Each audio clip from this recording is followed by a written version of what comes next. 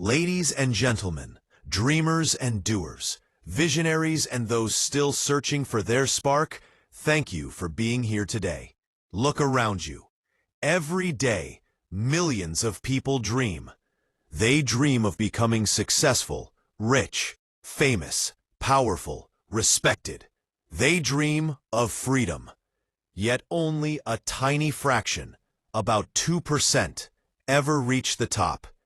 Have you ever wondered why? Why do 98% of people fail to achieve what they truly want in life? It's not because they aren't intelligent. It's not because they weren't given a chance. It's because the mindset, the discipline, and the hunger that drives success are rare. Success has never been about luck. It's about patterns, decisions, and persistence. The 98% wake up reacting to the world. The 2% wake up creating it. That's the difference. The truth is uncomfortable. Most people don't fail because they can't succeed. They fail because they choose comfort over growth. They fail because they want results without sacrifice, reward without risk, praise without persistence. The 2% do what's necessary even when no one's watching. The 98% do what's easy. Let me paint a picture for you. Imagine two people starting the same journey. One is you, right now, sitting there with a fire in your belly, nodding along because deep down you know you're meant for more. The other is the version of you that could have been, the one who hits snooze one too many times, scrolls through endless feeds of other people's highlight reels, and whispers to themselves, maybe next week. That's the fork in the road every single day. And 98% take the easy path. Why? Because it's paved with illusions.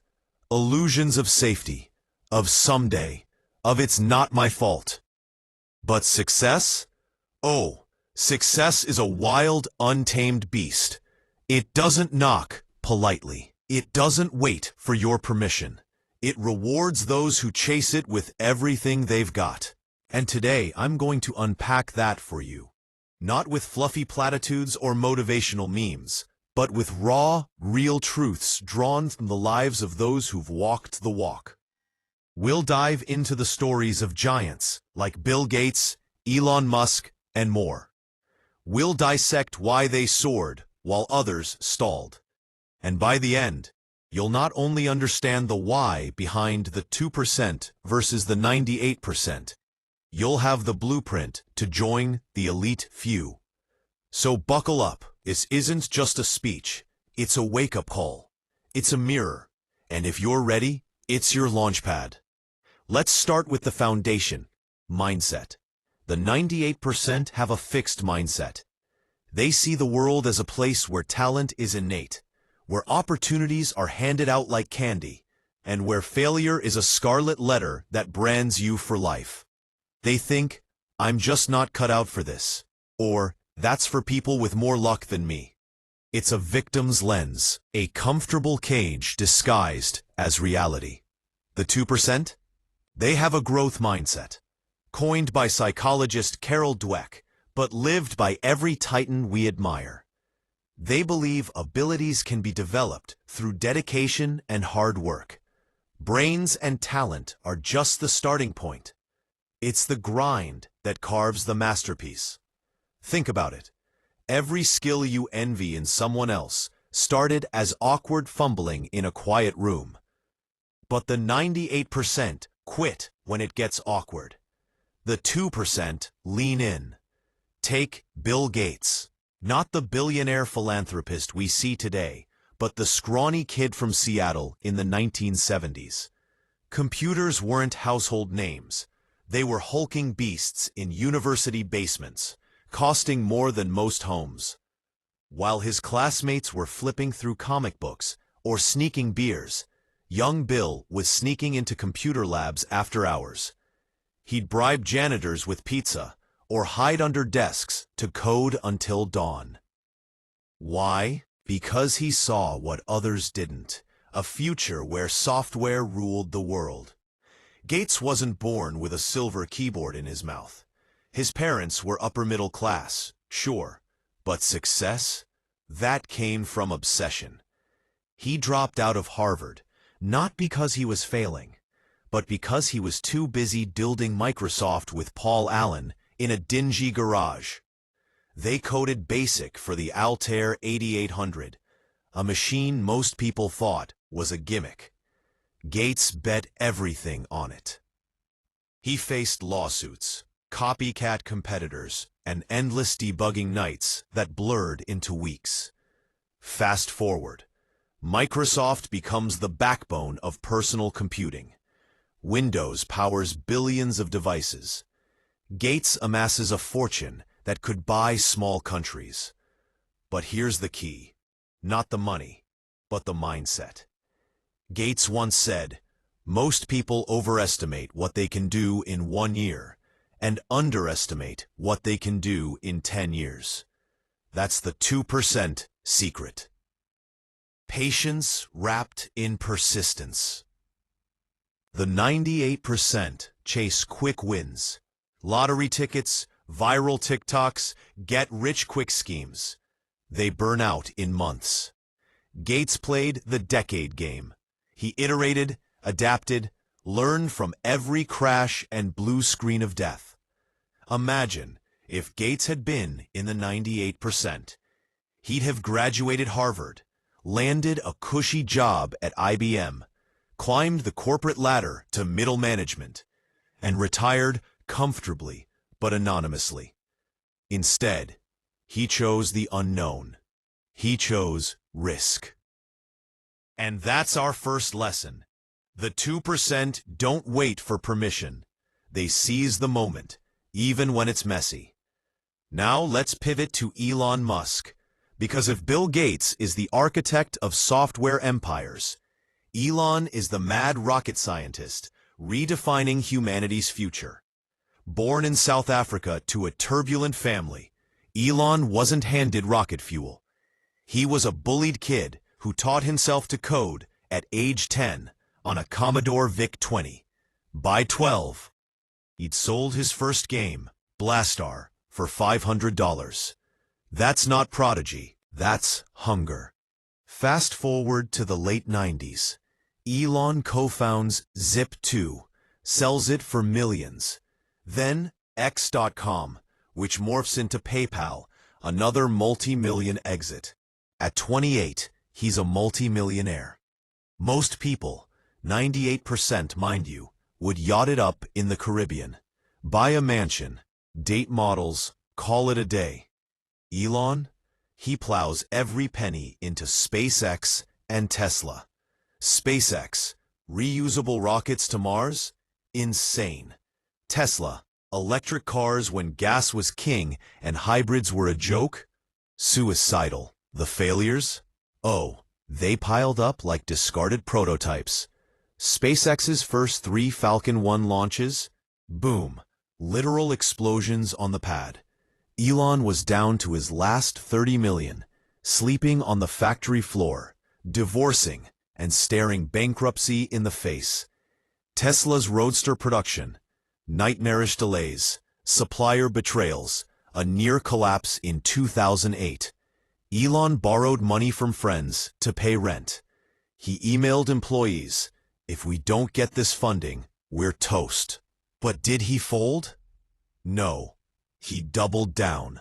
Failure is an option here. If things are not failing, you are not innovating enough, he said.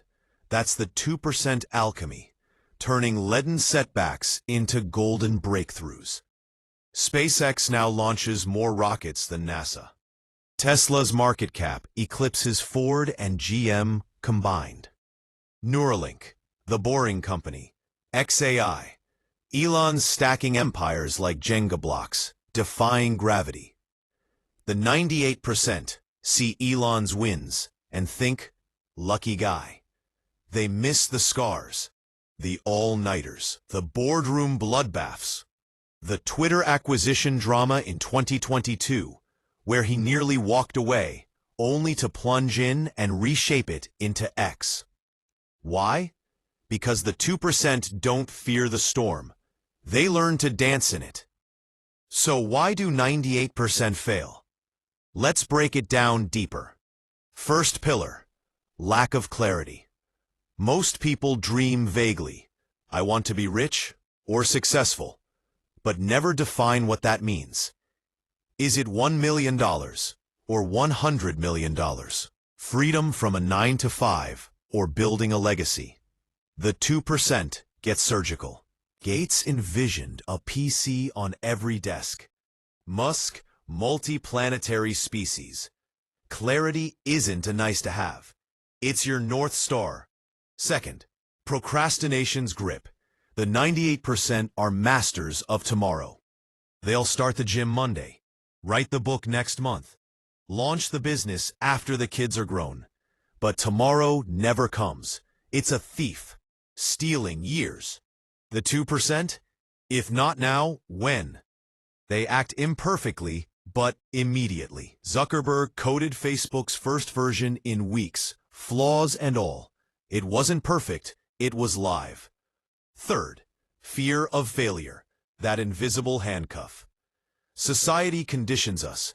A's or you're a loser. One bad grade, one rejection, and you're scarred. The 98% let that define them. The 2%? They collect failures like badges. J.K. Rowling's Harry Potter? Rejected by 12 publishers. She was a single mom on welfare, depressed, contemplating suicide. But she revised, resubmitted. Now, $1 billion empire. Let's linger on Oprah Winfrey, because her story is a masterclass in resilience. Born into Mississippi dirt-poor poverty in 1954, Oprah's childhood was a nightmare. Sexual abuse at 9, runaway at 13, teen pregnancy that ended in tragedy. Fired from her first TV job in Baltimore for being unfit for television. Too emotional, too black, too much. Imagine, the future queen of daytime TV told she had no future in it. But Oprah didn't crumble. She channeled the pain. Turn your wounds into wisdom, she says.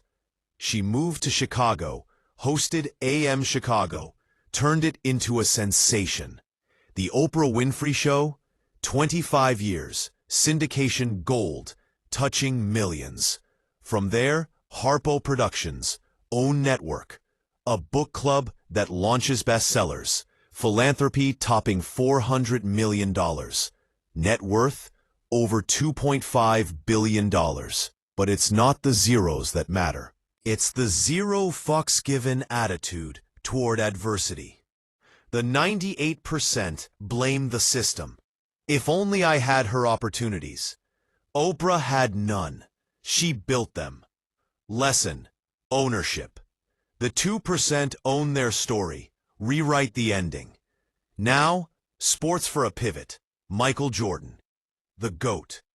6 NBA championships, 5 MVPs, but 0 high school varsity spots his sophomore year. Cut from the team. I got home and I closed the door to my room, and I cried, he admitted. Most teens quit. Blame the coach. Jordan? He woke at dawn, shot hundreds of jumpers on a backyard court, ran miles. By junior year, Star College, national champion at UNC.